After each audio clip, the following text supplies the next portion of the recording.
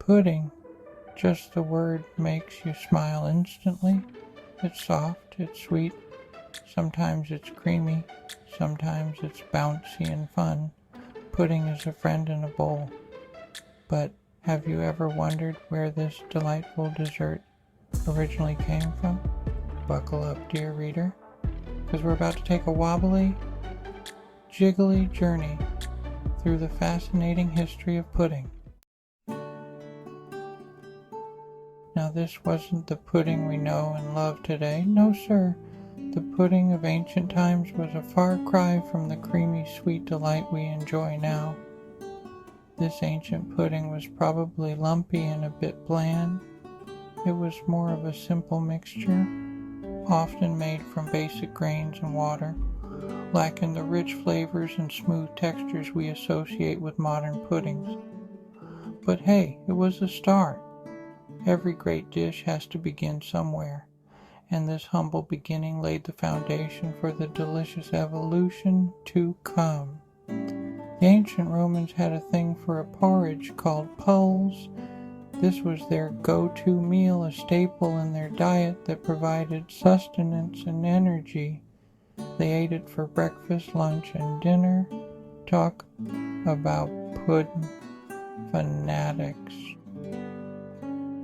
It was a versatile dish that could be enjoyed at any time of the day. One can imagine a Roman emperor, after a long day of conquering, just wishing for something a little more exciting than pulse. Perhaps he dreamed of a dessert that could satisfy his sweet tooth.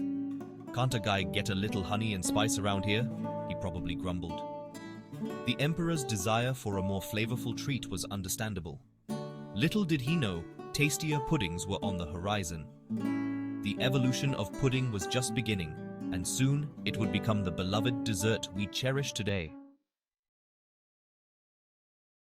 Fast forward a few centuries, and we find ourselves in the Middle Ages, a time of knights, castles, and surprisingly, some very peculiar culinary practices. Pudding took on a whole new life and shape. It wasn't just a dessert, it was a versatile dish that could be sweet or savory. This is where things get interesting. The medieval folks were quite creative with their food. People started stuffing sweetened mixtures into animal stomachs. Yes, you heard that right.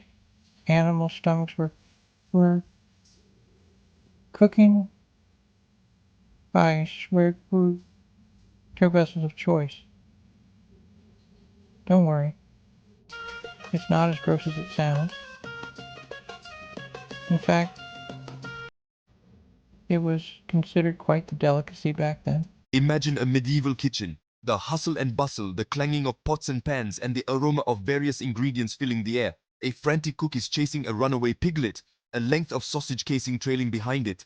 It's a chaotic yet fascinating scene. Why? Because that casing is meant to hold a savory pudding, of course. These casings were essential for making the perfect pudding. These medieval puddings, both sweet and savory, were all the rage. They were a staple in medieval feasts and banquets. They even had something called black pudding made with, well, let's just say it involved blood.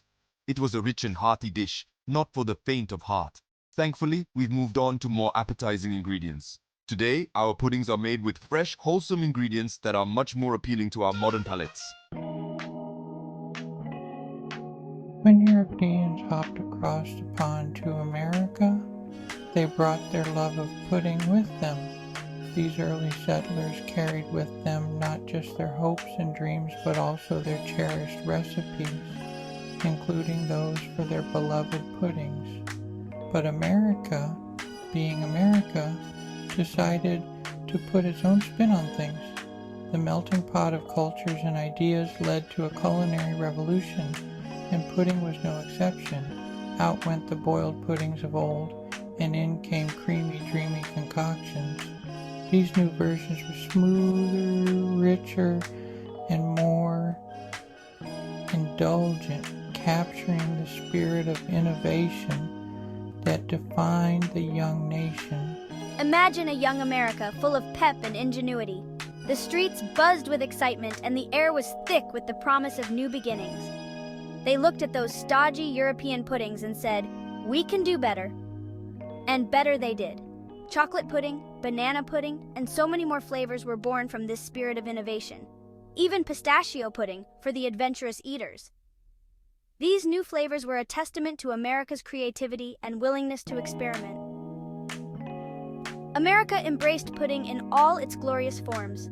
From family picnics to festive celebrations, pudding became a beloved treat, enjoyed by people of all ages and backgrounds.